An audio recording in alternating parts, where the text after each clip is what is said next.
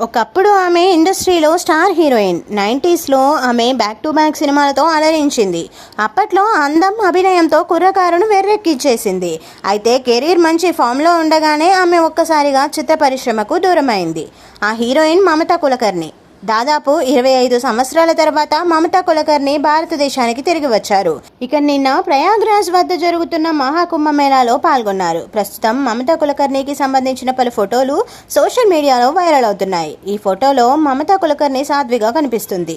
మమతా కులకర్ణి మహాకుంభమేళాలో సన్యాసం తీసుకున్నారు. జనవరి 24న కిన్నారాకారాలో ఆచార్య మహామండలేశ్వర్ డాక్టర్ లక్ష్మీనారాయణ త్రిపాఠి సమక్షంలో ఆమె సన్యాస దీక్ష తీసుకుంది.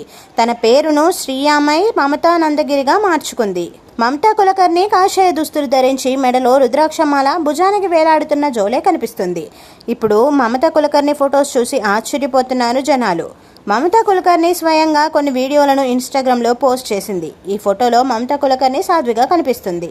జనవరి 29న మౌని అమావాస్య రోజున రాజస్నానం చేసి విశ్వనాథ ఆలయానికి వెళ్తానని, ఆ తర్వాత అయోధ్యకు వెళ్ళి అక్కడ వీరాళం ఇస్తానని మమతా కులకర్ణి తెలియజేశారు.